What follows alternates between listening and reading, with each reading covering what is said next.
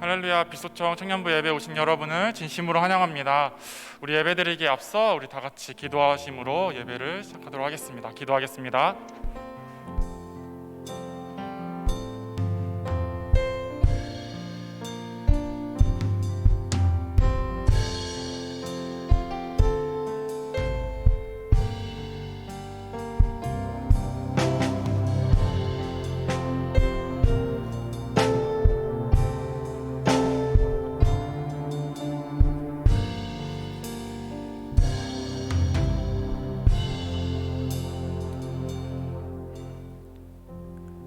부활하시고 다시 살아나신 예수님, 그 예수님을 높여 경배하며 찬양드립니다. 하나님, 오늘 주님 앞에 나와 예배드립니다. 우리의 마음을 더욱더 낮춰주시고 온전히 주님만을 경배드릴 수 있도록 주님 우리의 마음을 지켜주시옵소서. 하나님, 너무나도 감사합니다. 그 십자가에 죽으셔 우리의 죄를 사하여 주심에, 또 다시 부활하심에 너무나도 감사합니다. 오늘 예배를 통하여서 온전히 주님만을 경배하며 나아갈 수 있도록 주님 도와주십시오.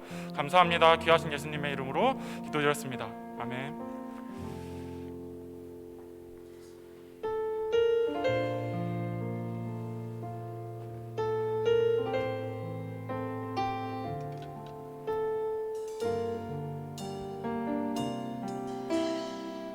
나 같은 죄인 살리신,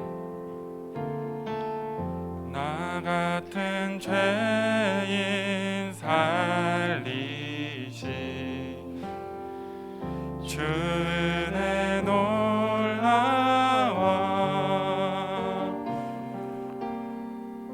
잃었던 생명 찾았고 광명을 얻었네. 큰 죄악에서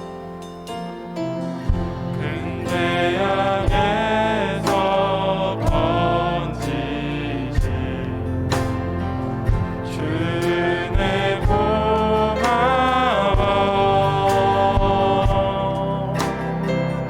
나 처음 믿는 그 시간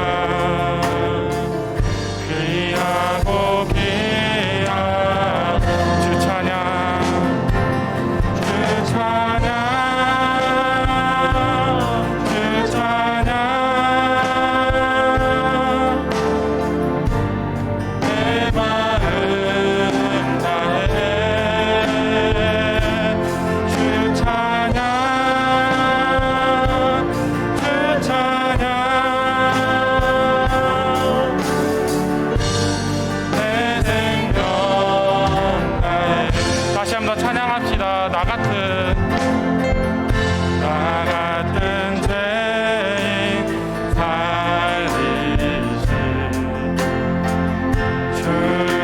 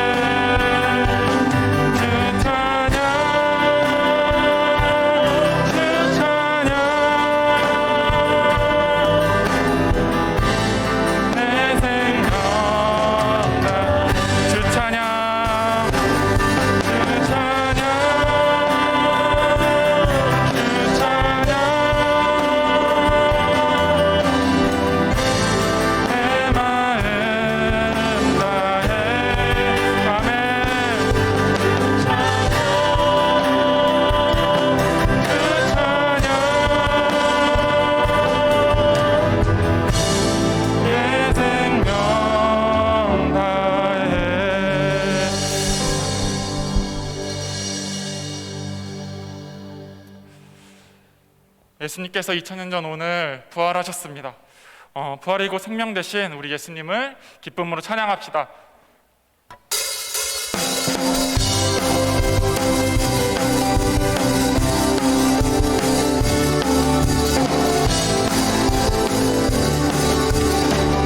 예수 살아계신 주, 예수 살아계신 주, 지금도 역사하시네.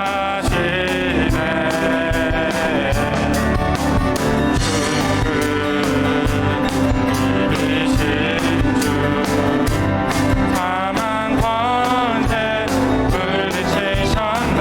다시 한 번 더 예수, 예수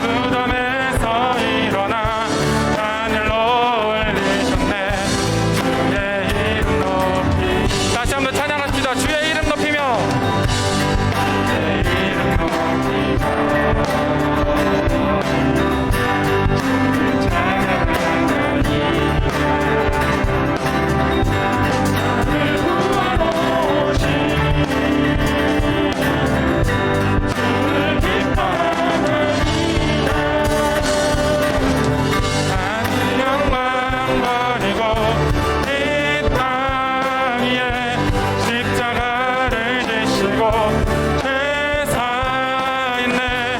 무덤에서 일어나 하늘로 올리셨네. 주의 이름 높. 다시 한번 하늘 영광, 하늘 영광 버리고 이 땅 위에 십자가를 지시고 제사 있네. 무덤에서 일어나 하늘로 올리셨네. 주의 이름 높이. 하늘 영광 버리고 이 땅 위에 십자가를 지시고 제사 있네. 무덤에서 일어나 하늘로 올리셨네. 주의 이름. 다시 한 번 더 믿음으로 고백합시다. 하늘 영광,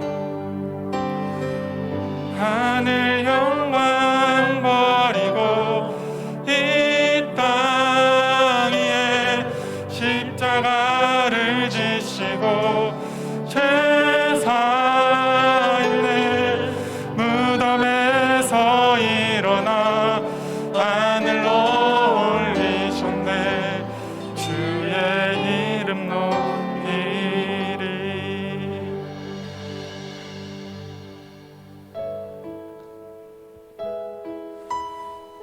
우리는 예수님께서 부활되시고 생명되십니다. 우리에게 부활이 없다면 우리의 믿음도 헛것이고 우리에게 생명도 헛것이고 모든 것이 다 헛됩니다. 우리의 죄로부터 구원받을 수 있음은 예수님께서 십자가에 죽으셔서 다시금 부활하셨기 때문입니다. 그 놀라운 찬양을 우리 다 같이 찬양하도록 하겠습니다.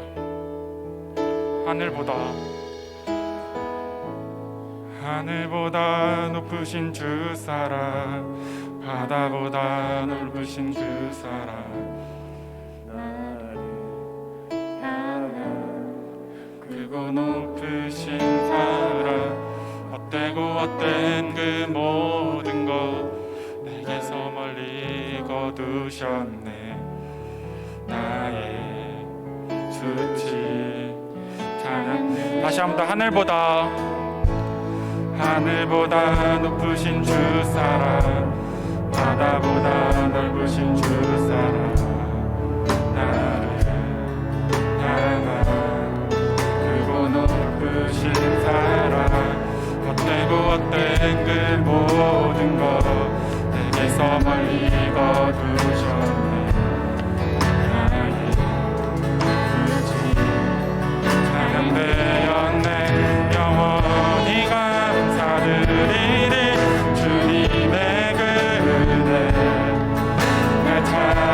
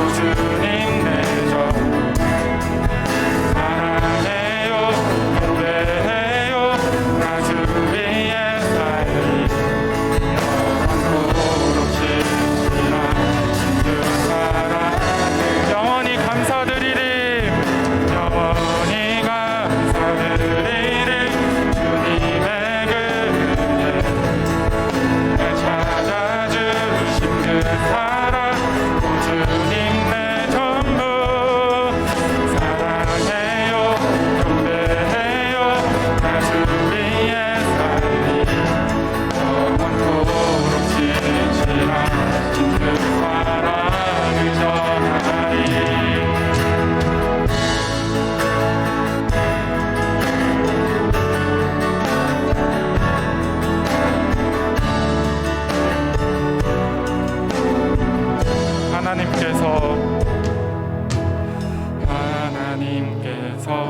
세상을 사랑하사 독생자를 주셨으니 믿는 자는 영생을 얻으리. 하나님께서 세상을 사랑하사 독생자를 주셨으니 믿는 자는 영생을 얻으리. 아멘. 하나님께서 세상을 사랑하사 독생자를 주셨으니 믿는 자는 영생을 얻으리. 하나님께서 세상을 사랑하사 독생자를 주셨으니 믿는 자는 영생을 얻으리. 난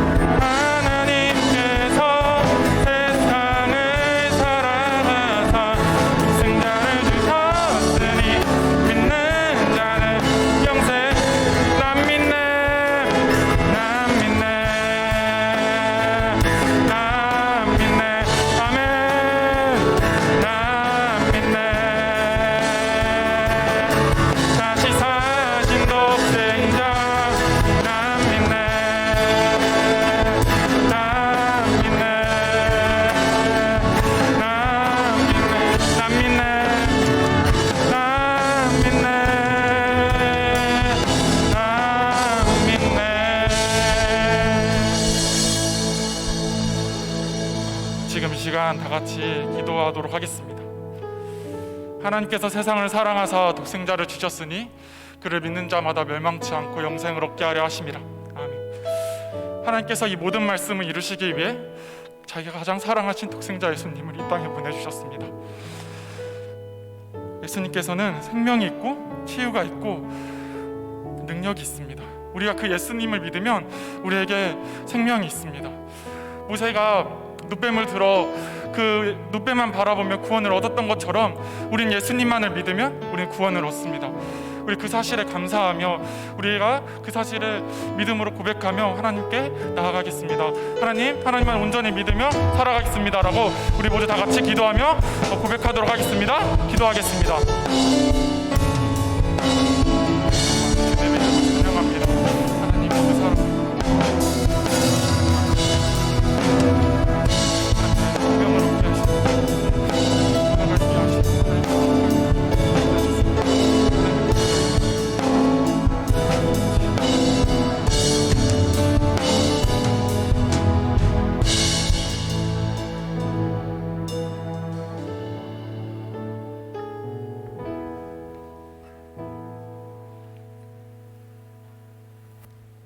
기도드리겠습니다. 하나님 아버지, 오늘도 함께 모여 부활절을 기억하며 예배드릴 수 있게 하시니 감사합니다. 지난 한 주간 말씀을 묵상하고 필사하며 고난주간을 보냈습니다. 그러나 우리의 삶에 지어 고난주간을 감사함으로 기꺼이 보내지 못한 저희들을 용서하여 주옵소서. 부활절을 맞아 우리를 위해 십자가에 달리신 그 크신 사랑을 우리가 깨닫게 하시고 감사함으로 나아가게 하옵소서. 예수님의 부활을 통해 우리를 죄에서 해방되게 하셨음을 진정으로 믿고 우리가 죄에서 자유함을 누리게 하옵소서. 우리의 삶의 방향이 세상이 아닌 예수님 한 분만을 향해 있기를 원합니다. 예수님 하나로 족하다고 고백하는 청년의 때를 보낼 수 있게 하옵소서. 말씀 전하실 김민석 전도사님과 함께 하셔 주셔서 생명의 말씀 전할 수 있게 하시고 우리들의 마음에 심겨 열매 맺는 시간 되게 하옵소서. 오늘도 예배를 위해 헌신하는 손길들을 기억하여 주시고 동행하여 주셔서 그 모든 것 감당할 수 있는 능력 더하여 주옵소서. 사망 권세에 이기신 예수님의 이름으로 기도드립니다. 아멘.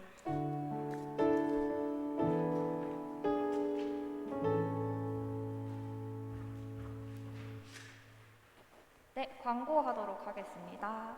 예배 시간은 매주 주일 오후 1시 30분부터입니다. 시간 지켜서 참여 부탁드립니다. 2021년도 주제 말씀과 표어입니다. 청년부 표어 러브 인사이드 사랑 안에 거하라입니다. 주제 말씀 다 같이 한번 읽어볼까요? 시작! 하나님이 우리를 사랑하시는 사랑을 우리가 알고 믿었노니 하나님은 사랑이시라. 사랑 안에 거하는 자는 하나님 안에 거하고 하나님도 그의 안에 거하시느니라. 요한일서 4장 16절 말씀. 아멘. 청년부 SNS 안내입니다. 카카오 채널, 유튜브 채널, 그리고 인스타 아이디 가지고 있으니까요. 많이들 팔로우 부탁드립니다. 헌금 안내입니다.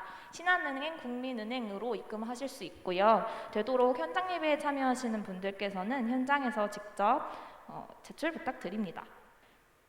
청년부 말씀 양육 안내입니다. 지난 한 주간은 고난주간이라서 양육이 없었는데요. 다시 돌아오는 주부터는 저희가 양육을 시작하려고 합니다. 매주 화요일 오후 9시에 있고요. 각 그룹 톡방으로 링크가 공유되니까 많이들 참여 부탁드립니다. 4월 나눔 모임 안내입니다. 4월의 주제는 은혜입니다. 매주 주일 오후 9시에 진행하고 있고요. 똑같이 그룹 톡방에 링크가 공유되니까 언제든 가벼운 마음으로 많은 참여 부탁드립니다. 찬양팀과 엔지니어 팀을 모집하고 있습니다. 각각 주부에서 전도사님과 권성은 청년 연락처로 연락 부탁드립니다. 생일 이벤트 공지입니다. 4월 한 달간 진행되는 실시간 예배 채팅으로 생일이라고 글 남겨주시면 선물을 드리고 있습니다. 현장 예배 참석자분들께서는 임원을 찾아와 주시면 동일하게 선물을 드립니다. 네, 축복의 시간입니다.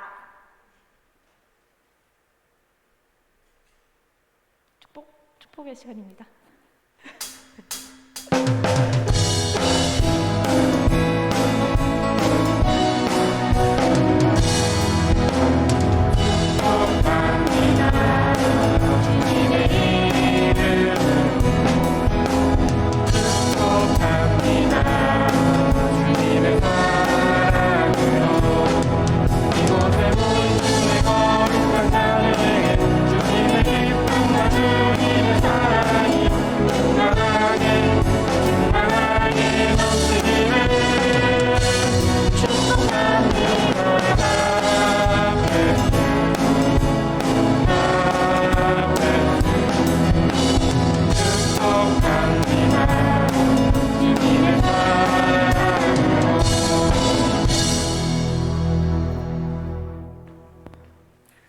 하나님께 봉헌하도록 하겠습니다.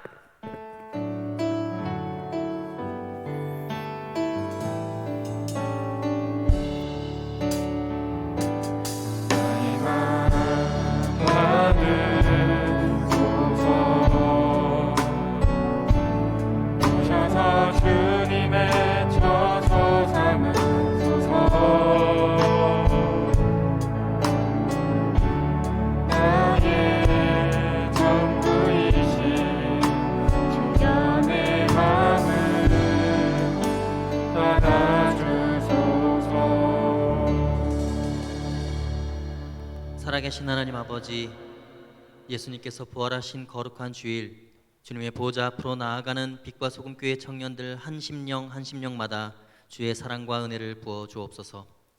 부활의 주님 앞에서 주님을 알아보지 못한 제자들처럼 우리의 삶은 늘 우리와 동행하시는 주님을 보지 못하고 무너지고 절망하는 연약한 인생들임을 고백합니다. 오늘 이 예배를 통하여 우리의 연약함이 부활하신 주님의 영광으로 말미암아 힘을 얻고 새롭게 되어진 놀라운 은혜를 경험하게 하여 주옵소서. 또한 세상 가운데 부활의 복음을 담대히 증거하고 삶으로 부활의 주님의 형상을 보여주는 거룩한 청년들 다 되게 하여 주옵소서. 부활의 은혜에 감사하여 작은 물질 주님께 드립니다. 거룩하게 구별하여 드리는 이 예물이 쓰이는 곳마다 주님의 사랑과 은혜와 영광이 흘러넘치게 하여 주옵소서. 감사하며 살아계신 우리 주 예수 그리스도의 이름으로 기도하옵나이다. 아멘.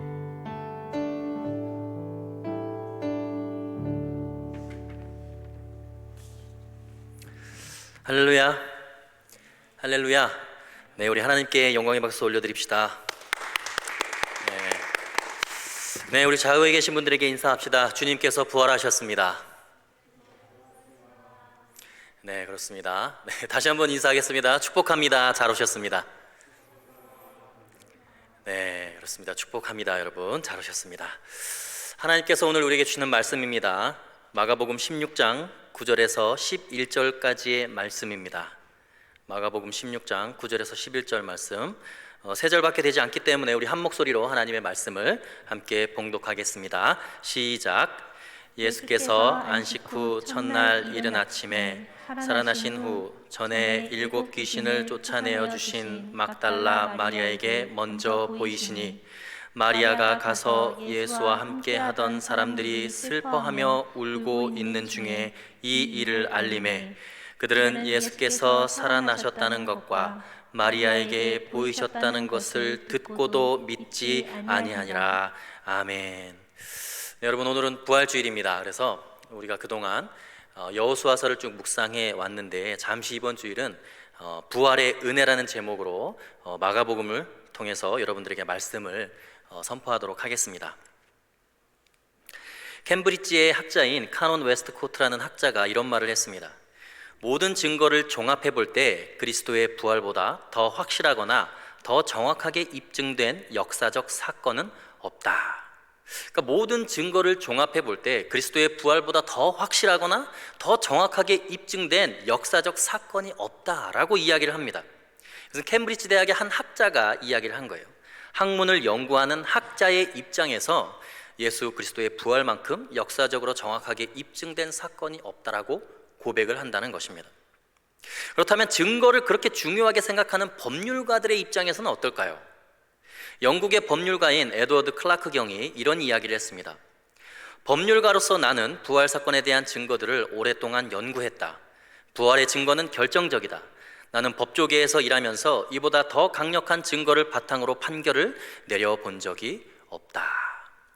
그 부활의 증거들, 증인들에 대해서 자세히 연구를 해보니까 자기는 항상 판결을 내리는 사람의 입장에서 여태까지 내렸던 그 어떤 판결들의 증거들보다도 부활에 관해서 확보된 명확한 사실들과 증거들이 가장 많다는 거예요. 예수 그리스도의 부활만큼 명백하게 확실한 것이 없다는 것을 법률가들이 고백하고 있다는 것입니다. 사실 신약 성경 전체에서도 부활의 증인들만 해도 1000명 가까이 됩니다. 어떤 법적인 판결을 내릴 때 1000명의 증인이 있다고 여러분 생각해 보십시오. 당연히 사실로 그것이 인정이 되겠죠.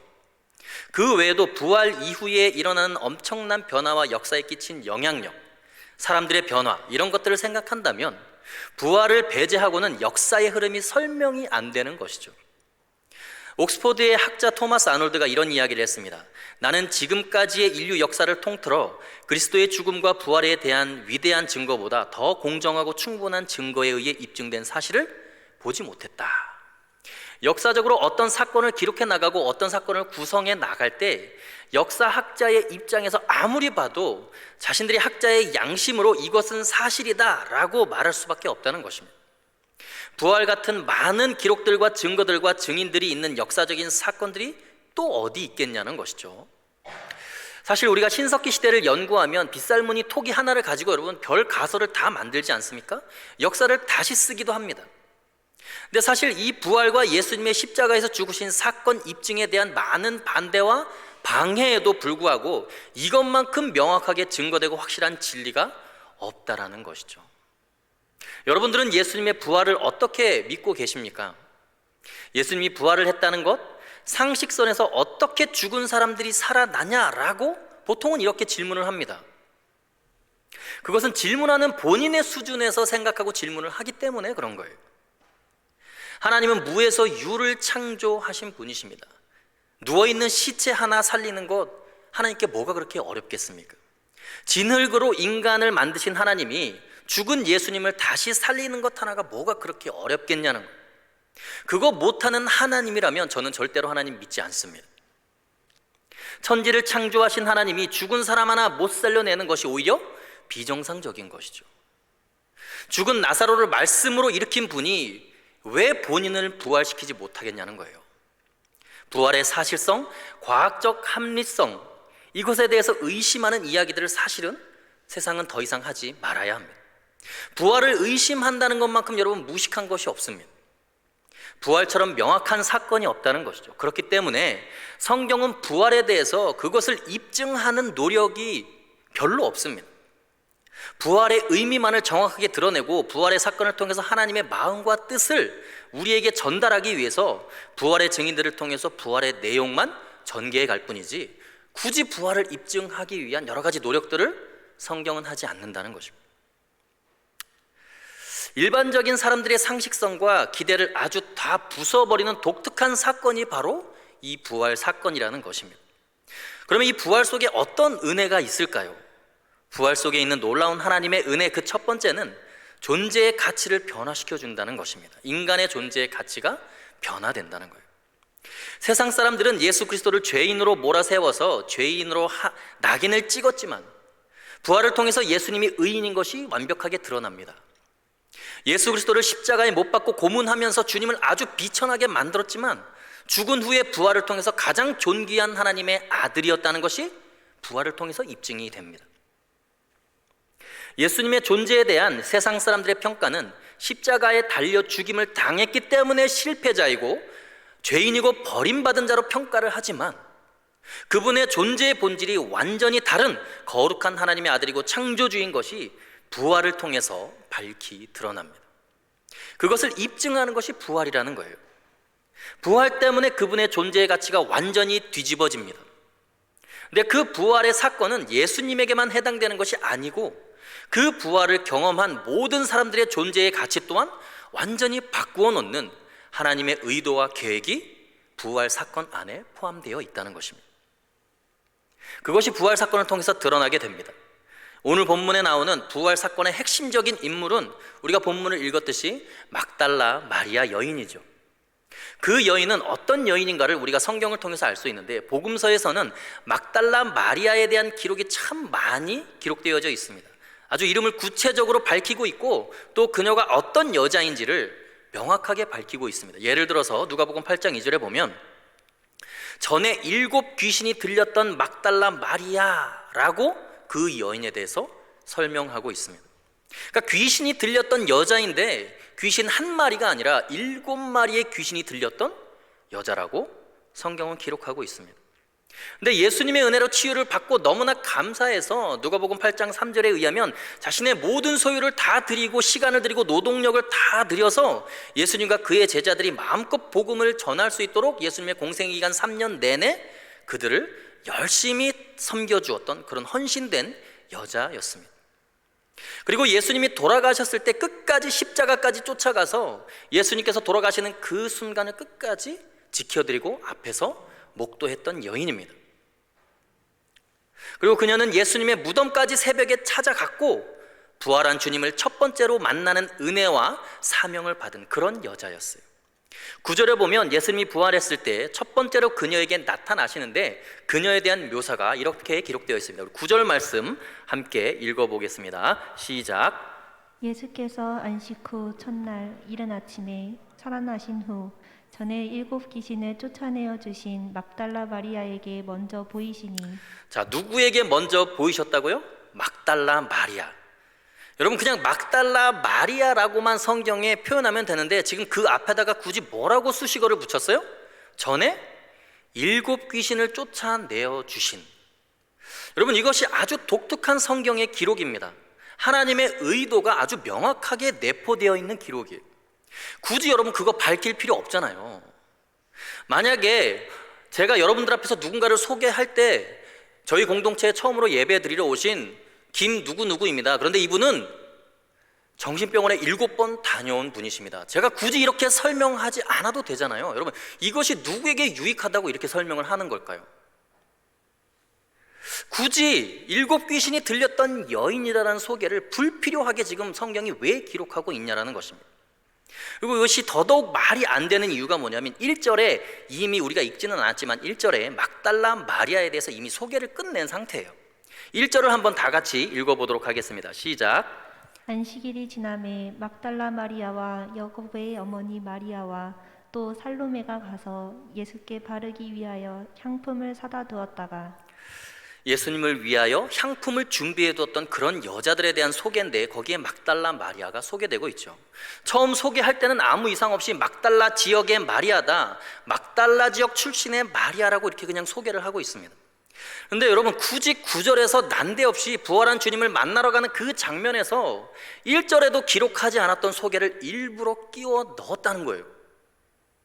또 별로 밝히고 싶지 않은 과거의 추한 모습을 왜 이렇게 드러내고 있는 걸까요? 왜 그럴까요, 여러분? 주님께서 이렇게 하신 데는 여러분 분명한 목적이 있어요. 주님의 의도가 있습니다. 하나님의 간절한 마음이 담겨 있어요. 여러분, 예수님의 부활의 첫 증인으로 막달라 마리아에게 먼저 보이셨다는 것을 지금 성경은 강조하고 있습니다. 먼저 보이셨다라고 이야기해요.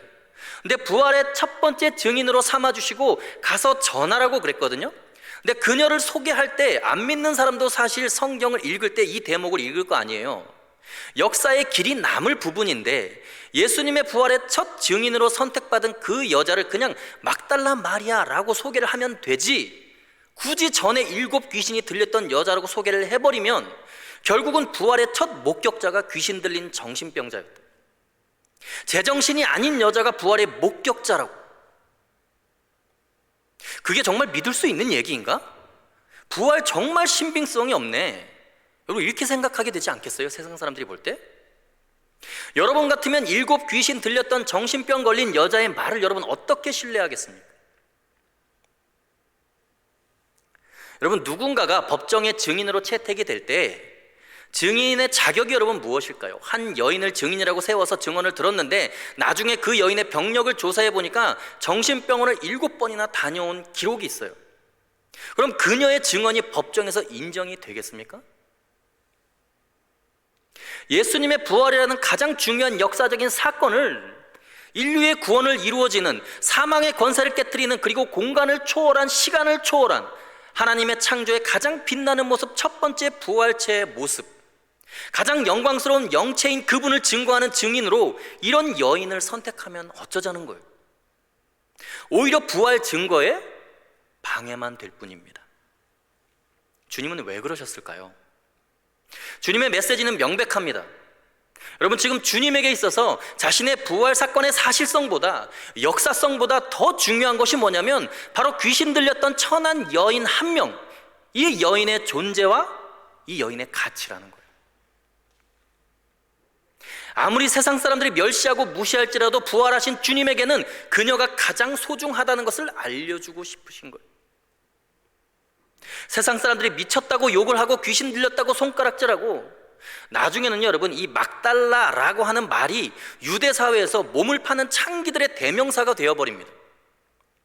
그런 천한 여인일지라도, 너희들이 멸시하는 여인일지라도 그녀는 나에게 있어서 가장 소중한 내 딸이다, 가장 거룩한 존재이다, 나에게 의미 있는 존재이다, 너희들이 함부로 정죄하고 평가할 수 있는 그런 대상이 아니라는 거예요.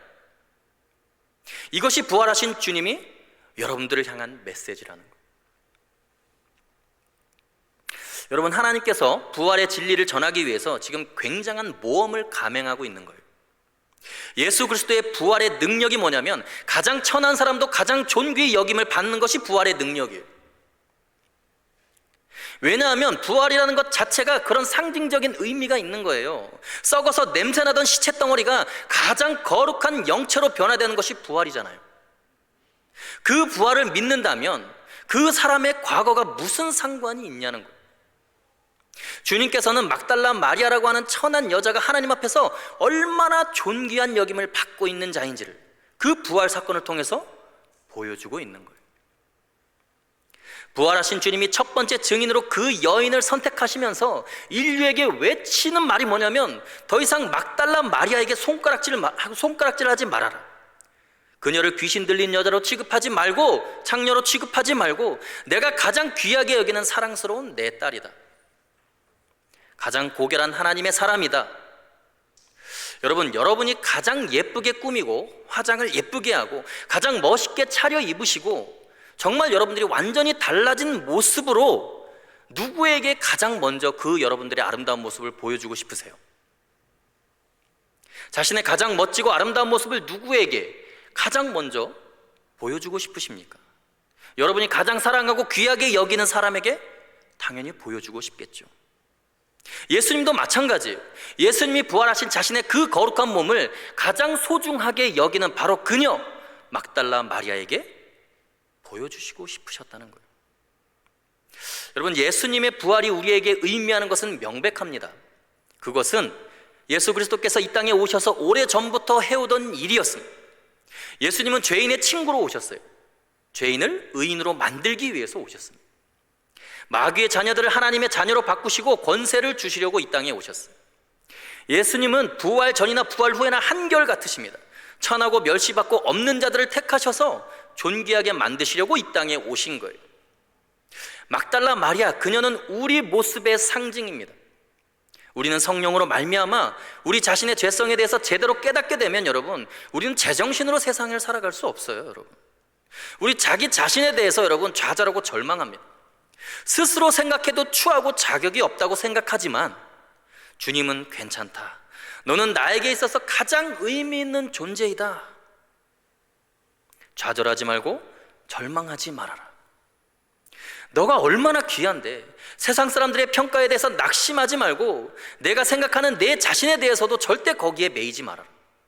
내가 너를 바라볼 때 너는 나에게 있어서 가장 존귀한 자란다 라고 부활을 통해서 주님은 여러분들에게 말씀하고 계신 거예요. 여러분, 부활하신 주님이 우리에게 주시는 은혜는 우리의 존재의 가치를 변화시켜 주신다는 거예요. 주님이 예전에도 나의 삶에 역사하셨던 것처럼 지금도 우리의 삶을 존귀하게 여기고 거룩하게 만들 수 있으신 분이라는 것을 여러분 믿으셔야 돼요. 여러분, 주님이 막달라 마리아를 선택하셨다는 것, 그것 하나 때문에 부활의 가장 결정적인 증거가 위태롭고 위험할지라도 그녀를 선택하신 주님의 마음, 그 하나님의 마음이 부활이라는 사건을 통해서 여러분들에게 느껴져야 돼요. 나는 너를 절대로 포기할 수 없다. 너의 좌절과 절망을 내버려 둘 수 없다고 주님은 여러분들에게 말씀하십니다. 죄인을 의롭다고 불러주십니다. 여러분, 이 부활의 은혜를 통해서 누가 뭐라고 해도 나는 예수 그리스도께서 존귀히 여김을 받는 사람이다. 확신하시기를 주의 이름으로 간절히 소원합니다. 두 번째 부활의 은혜는 무엇이냐? 사명을 수여해 주시는 은혜가 있다는 거예요. 우리를 의롭게 하신 것도 감사한데 생명 주시고 구원하신 것도 고마운데 하나님의 일꾼으로 동역자로 불러주고 사용해 주시는 것이 바로 부활의 은혜라는 것입니다. 여러분, 부활의 은혜를 통해서 가장 쓸모없는 인간이, 누구에게도 인정받지 못했던 인간이 가장 귀한 사명자가 되어서 하나님의 뜻을 이루는 데 결정적인 역할을 하게 됩니다. 오늘 본문에 바로 앞에 있는 7절 말씀을 보면 세 명의 여자들이 천사를 만났을 때 천사가 그들에게 하는 말씀이 나옵니다. 우리 7절 말씀 함께 읽어보겠습니다. 시작. 가서 그의 제자들과 베드로에게 이르기를 예수께서 너희보다 먼저 갈릴리로 가시나니 전에 너희에게 말씀하신 대로 너희가 거기서 배우리라 하라 하는지라. 아멘. 지금 이 천사가 하는 말이 뭐냐면 제자들과 베드로에게 너희들이 좀 가서 전해주라는 거예요. 그러면서 전에 예수님이 말씀하셨던 거기에서 다시 예수님을 배우리라 하라 라고 전하라는 것입니다. 이게 무슨 말씀이냐면 제자들에게 가서 너희가 부활을 증거하고 그들에게 좀 가르쳐 주라는 거예요. 여인들에게 사명을 주셨어요. 그리고 이 세 명의 여자들이 어떻게 행동하는지 8절에 나와 있습니다. 우리 8절 말씀도 함께 읽어보겠습니다. 시작. 여자들이 몹시 놀라 떨며 나와 무덤에서 도망하고 무서워하여 아무에게 아무 말도 하지 못하더라. 그녀들이 천사를 보고 나서 어쩔 줄 몰라 합니다. 공황 상태가 된 거예요. 근데 놀랍게도 9절부터 11절에 바로 그 세 여자 중에 가장 천한 여인인 막달라 마리아에게 부활하신 예수님이 가장 먼저 나타나신 거예요. 그래서 다시 돌아가서 그 부활 소식을 전하게 하신 것이죠. 여러분, 막달라 마리아가 예수님을 만났을 때 충격이 얼마나 크고 또 얼마나 감격했는지, 그렇게 천한 여자에게 부활하신 주님이 가장 처음 나타나셔서 제자들과 베드로에게 그 소식을 전하라고 사명을 주셨을 때 그녀의 기쁨은 이루 말할 수가 없었을 거예요. 그녀의 반응이 10절에 나와 있습니다. 우리 10절 말씀도 함께 읽어보겠습니다. 시작. 마리아가 가서 예수와 함께하던 사람들이 슬퍼하며 울고 있는 중에 이 일을 알림해. 막달라 마리아는요, 자기 자신에게 나타나신 그 주님의 크신 은혜와 사랑에 감격해서 슬픔과 절망에 빠져 있는 사람들을 찾아가서 예수님이 부활하셨어요, 저에게 나타나셨어요, 그렇게 말하고 그들에게 전하라고 사명을 주셨습니다. 그리고 당신들에게 전해달라고 하셨어요 라고 그들에게 가서 직접 이야기를 합니다. 여러분, 부활의 주님을 우리가 만났을 때 경험하는 것이 뭐냐면, 살아계신 주님이 나 같은 죄인을 찾아오시고 나의 삶의 의미를 주셨다는 거예요. 사실 이 막달라 마리아는 주님의 그 거룩한 부활을 증거할 수 있는 그런 여성이 아니에요. 막달라 마리아의 이야기는 사복음서에 다 기록되어 있을 만큼 귀신 들린 것도 여러분 소문이 다 났어요. 옛날에 몸을 팔았던 여자인 것도 유대 사회 전체가 다 압니다. 그녀가 무슨 이야기를 하든 여러분 누가 믿겠어요? 그래서 오늘 본문 이후의 11절에도 보면 제자들과 베드로가 주님의 부활을 믿지 못하는 가장 근본적인 이유가 그 더러운 여인에게 부활하신 주님이 나타나셨다라고 이야기를 하기 때문에 못 믿는 거예요. 그런데 그녀는 자기에게 나타난 그 주님의 은혜를 생각하면서 주님이 주신 사명 감당하기 위해서 상대가 나를 어떻게 바라보는가, 다른 사람의 시선을 의식하지 않고 전혀 부끄러운 것을 개의치 않고 주님이 부활하셨다고 여기저기 뛰어다니면서 그 부활을 증거합니다. 그러니까 누가복음서 기자도 마가복음서 기자도 요한복음서의 기자도 부인하지 못하고 성경의 부활 사건의 내용을 기록할 수밖에 없는 거예요. 정말 말도 안 되는 것 같지만 예수님이 부활하시고 나타나셨을 때의 첫 번째 영적인 의미와 거룩한 모습과 그분의 말씀들은 전부 다 이 천박한 막달라 마리아에게서 전해 들어서 그것을 성경이 기록한 거예요. 부활의 첫 증인이에요. 모두가 천하게 여기는 한 여인이 그 사명을 온전히 감당했어요. 여러분, 우리는 부활의 주님을 경험하고 살아계신 주님을 만나기만 하면 복음을 전하지 않을 수가 없습니다. 사명자가 당연히 됩니다. 아주 오래전에 한 유명한 교회에 다니는 한 집사님이 간증하시는 것을 제가 우연히 들은 적이 있어요. 이분이 22살 때 법을 어기지도 않았는데 돈으로 매수된 현직 검사에게 이분이 구속을 당했어요. 그래서 6개월 동안 억울한 옥살이를 하다가 석방이 됩니다. 근데 이분은 청년 시절부터 돈을 많이 벌면서 사는 것이 인생의 목표였어요. 모든 사람들이 우러러보는 거부가 되는 것이 인생의 목적이었습니다. 그래서 사업을 아주 열심히 했는데 그 사업이 하루아침에 다 망하면서 단 1년 만에 자기를 그렇게 따르고 좋아했던 모든 사람들과 친구들이 다 떠나가고 이분을 배신합니다. 그 배신감의 충격이 너무 커서 화병이 원인이 되어서 큰 병을 얻게 되었어요. 그래서 의사에게 이런 말을 듣습니다. 당신은 1년 안에 죽을 것이다. 사형 선고를 받게 돼요. 이제 죽을 수밖에 없는 자신의 형편 때문에 자신의 처지를 절망하면서 산속에 있는 토굴 속에 들어가서 하나님께 울부짖으며 기도를 했어요. 근데 기적같이 치유되는 경험을 하고서는 너무 감사해서 교회에서 하는 모든 제자 훈련과 사역자 훈련을 열심히 받게 됩니다. 그리고 교회에서 열심히 봉사를 했습니다. 그렇게 신앙생활을 열심히 하는 동안에도 사실은 전도하는 것만큼은 자기는 관심이 없었어요.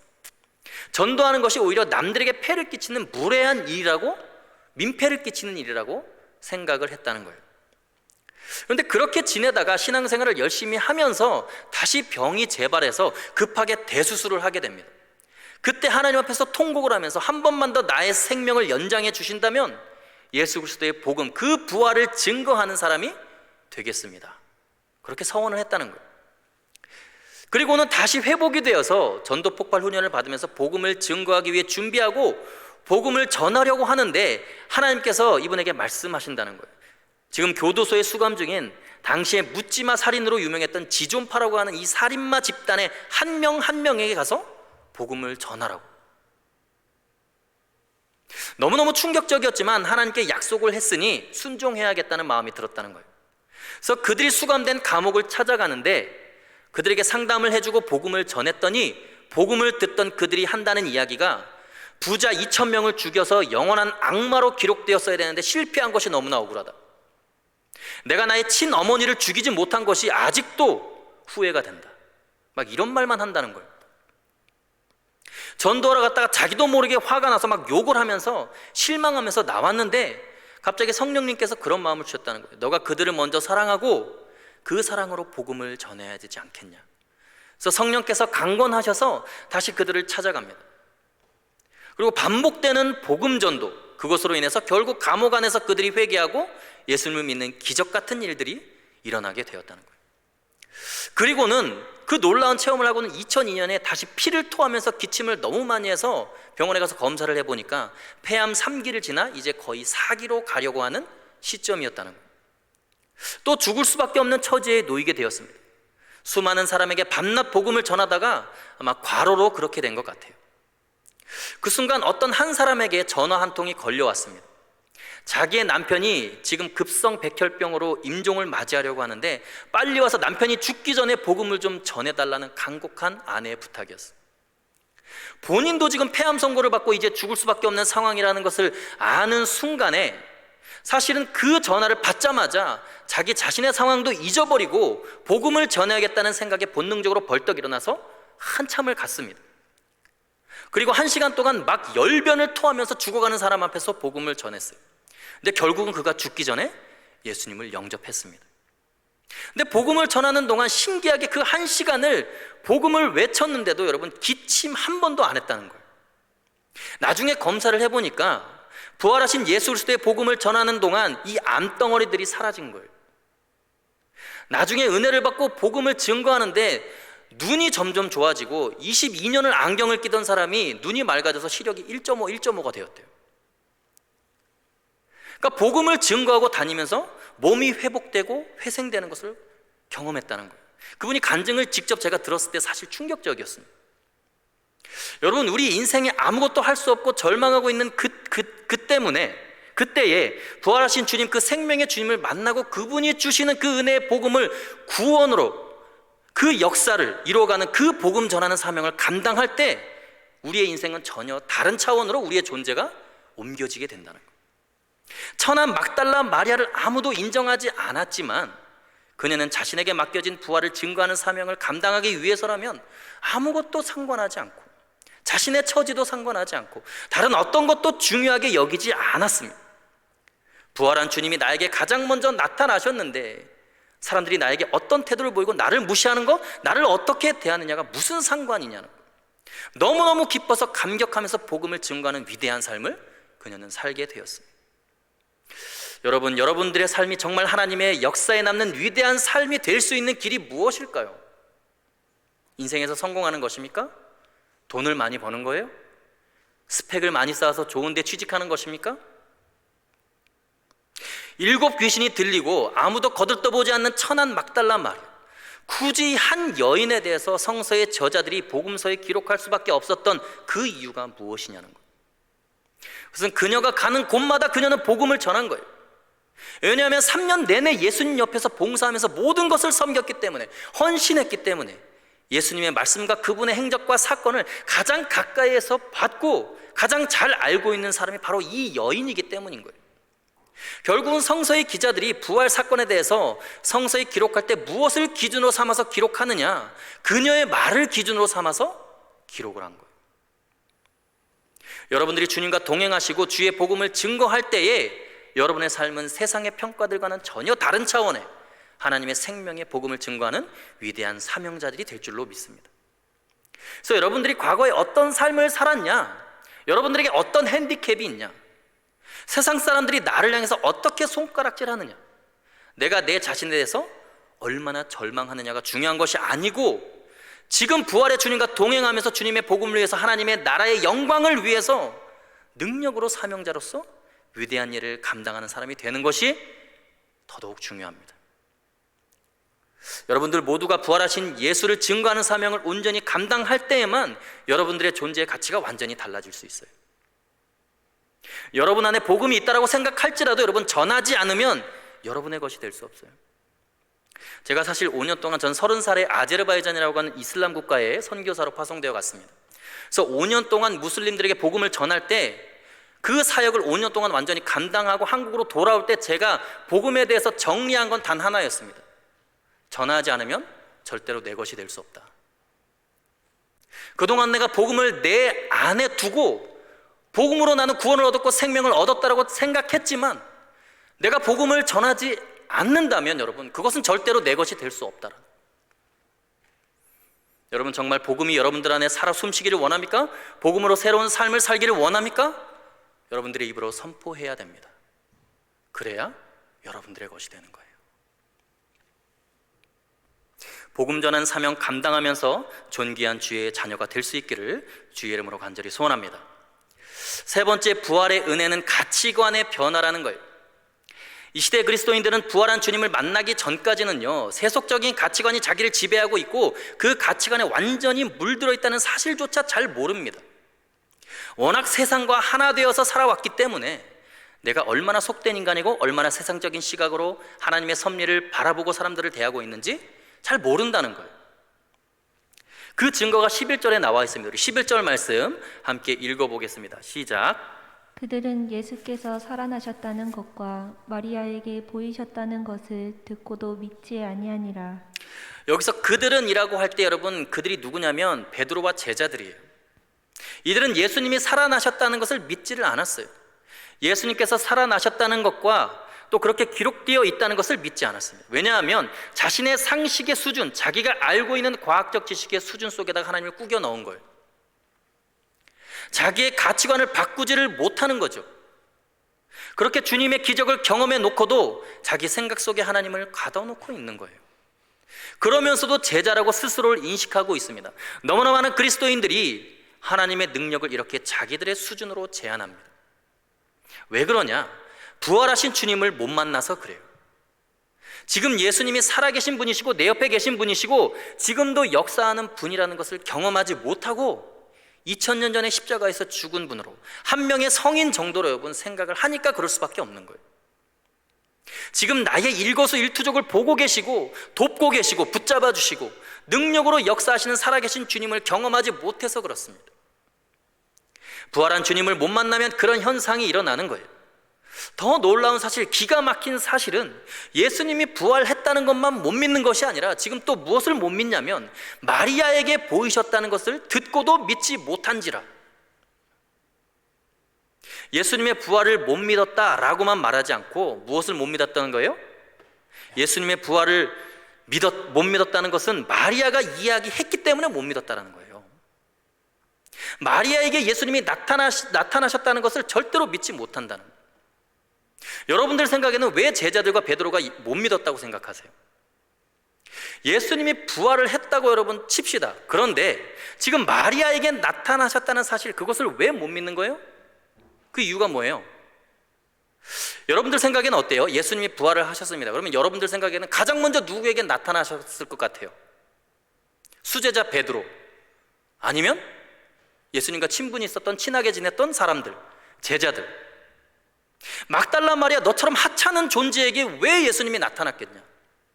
너 제정신 아니구나. 예수님이 그 부활하신 거룩한 몸으로 너처럼 천한 여자에게 가장 먼저 나타났다고? 그럴 리가 없어.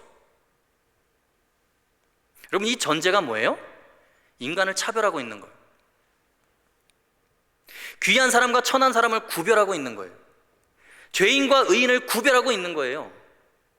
지금 제자들이 바리새인들과 똑같은 짓을 하고 있는 거예요.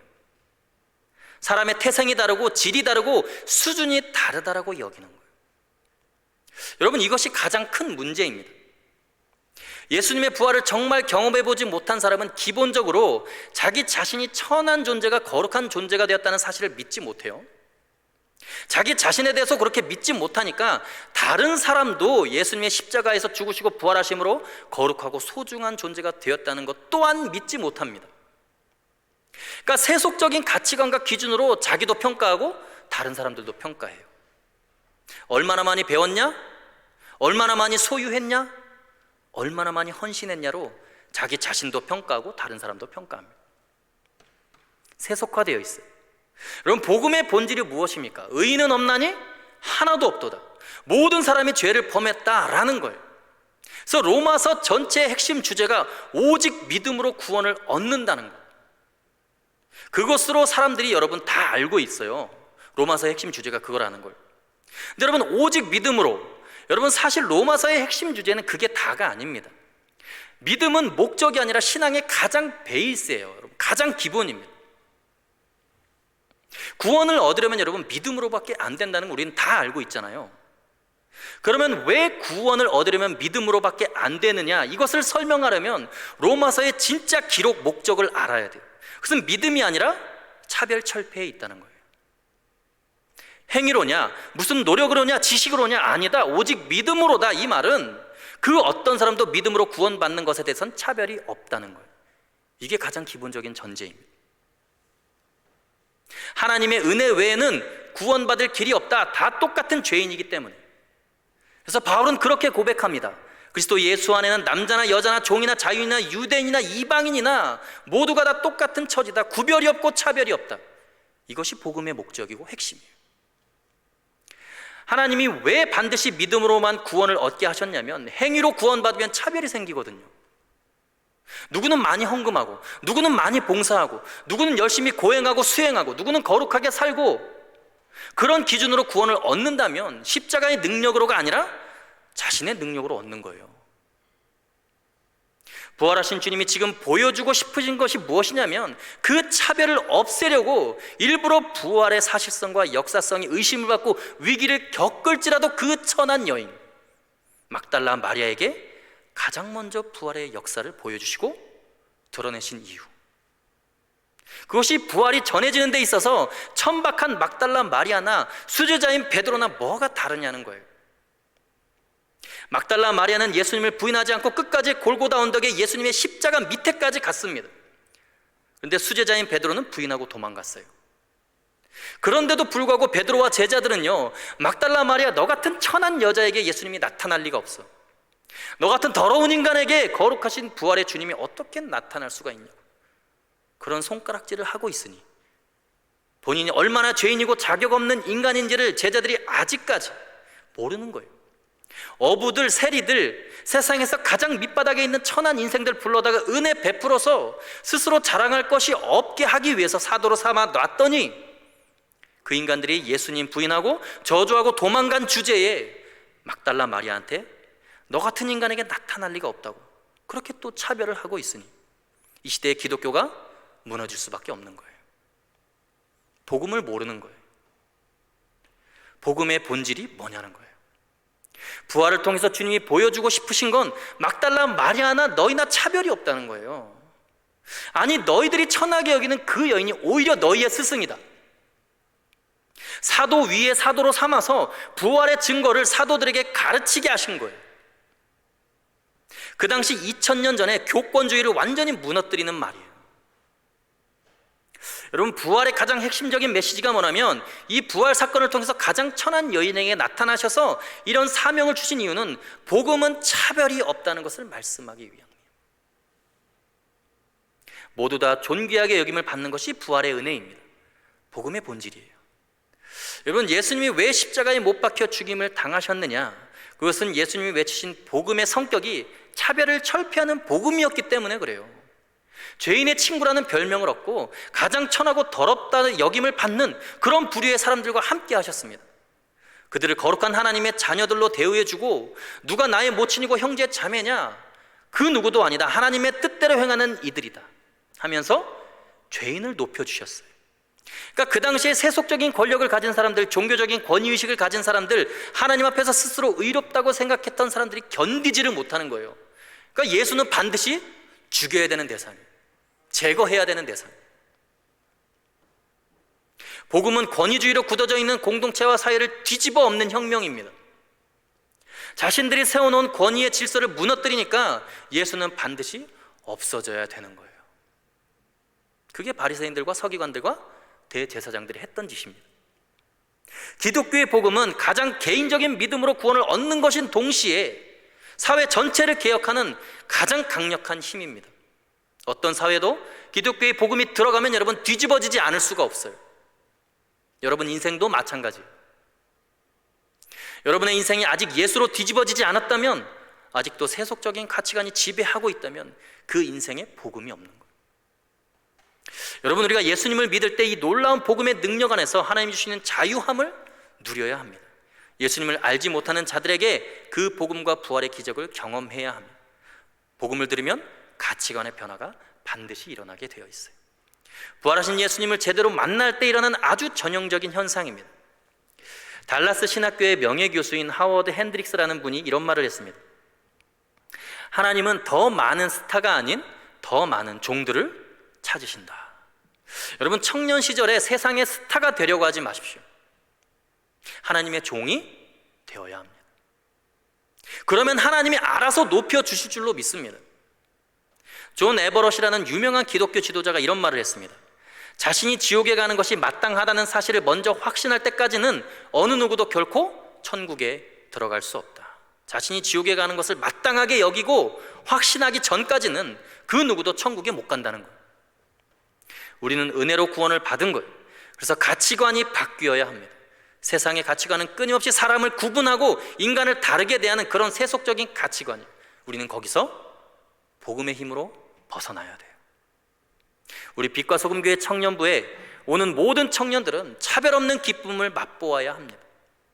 교회의 교역자들과 리더들은 그들을 칭찬해주고 격려해주고 그들이 마음껏 천국을 맛볼 수 있도록 서포트를 해주는 거예요. 그것이 바로 여러분 천국이 아니겠습니까? 저는 우리 빛과 소금교회 청년부가 이 시대의 병든 가치 구조를 바꾸어 나가기를 소망합니다. 그래서 누구나 다 우리 빛과 소금교회에 와서 천국을 맛보게 되길 원하고 부활의 주님을 만나게 되기를 원하고 행복해지는 귀한 역사가 있게 되기를 주의 이름으로 간절히 소원합니다. 이 시간 함께 찬양하겠습니다.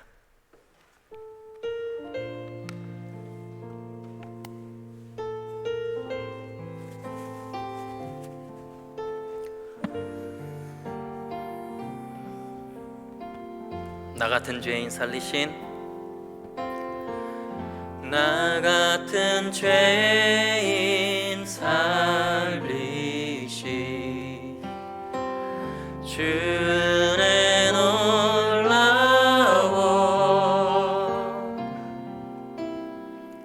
잃었던 생명 찾았고 광명을 얻었네.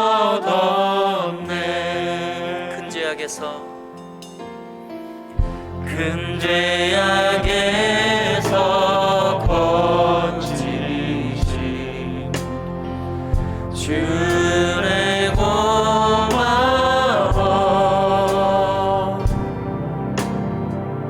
나 처음 믿은 그 시간 귀하고 귀하다. 주 찬양, 주 찬양, 주 찬양. 내 마음 다해 주 찬양, 주 찬양. 내 생명. 다시 한번 고백합니다. 나 같은 죄인 살리신, 나 같은 죄인 살리신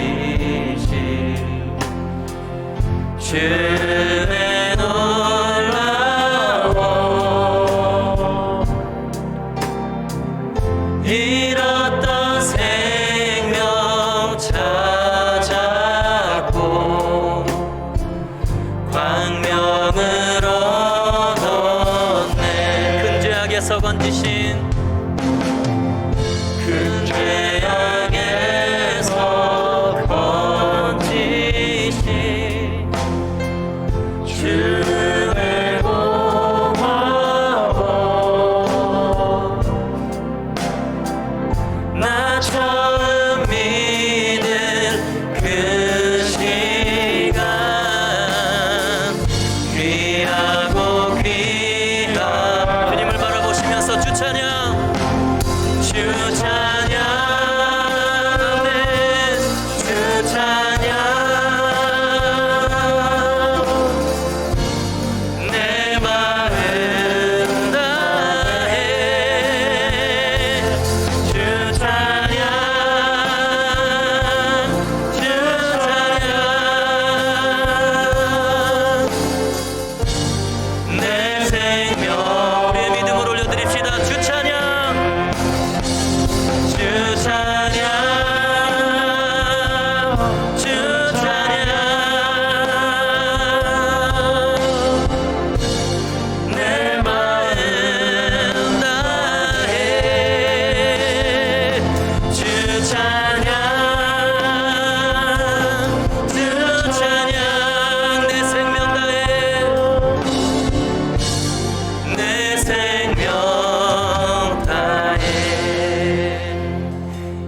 함께 기도하실 때에 살아계신 하나님 아버지,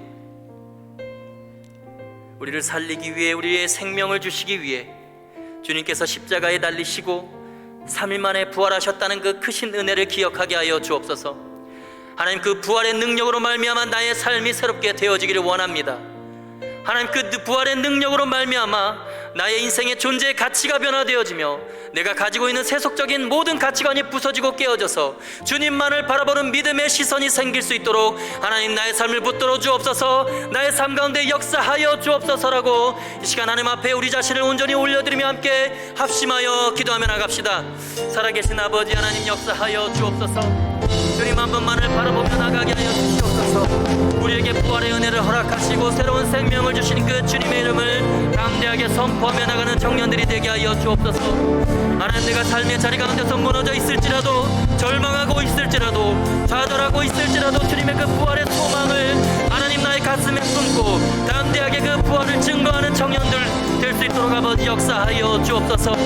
하나님, 그 생명의 힘이 나에게 흘러넘치게 하시고 그 복음의 능력으로 말미암아 나의 삶이 변화되게 하여 주옵소서. 하나님, 그 능력이 나의 삶을 변화시킬 수 있다고 고백하는 청년들 되게 하여 주옵소서. 하나님, 모든 세속적인 가치관들을 깨뜨리며 예수 그리스도의 능력을 이 땅 가운데 아버지 펼쳐나가는 거룩한 청년들 될 수 있도록 하나님 인도하시고 역사하여 주옵소서.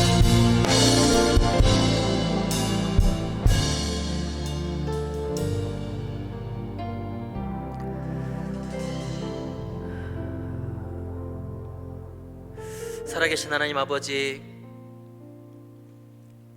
시간 부활하신 그 거룩한 주님 앞에 간절한 마음과 소망을 가지고 나가는 우리 귀한 청년들 한 영혼 한 심령마다 하나님, 그 마음에 주님의 손을 얹어 주셔서 복음의 능력이, 부활의 능력이 우리 청년들의 심령과 그들의 삶의 자리 가운데 하나님 임하게 하여 주옵소서.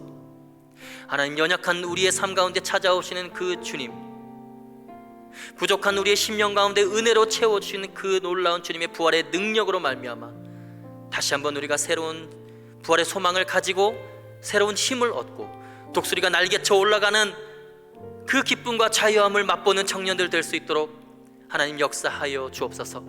진리가 너희를 자유케 하리라라고 말씀하신 그 주님의 말씀 붙들며 예수 그리스도의 복음의 진리를 가지고 세상 가운데 담대히 나가고 선포하고 외치는, 그리하여 세상의 모든 가치관들을 깨뜨리고 하나님의 나라와 하나님의 능력을 이 땅 가운데 이뤄가는 우리 귀한 청년들 될 수 있도록 하나님 역사하여 주옵소서.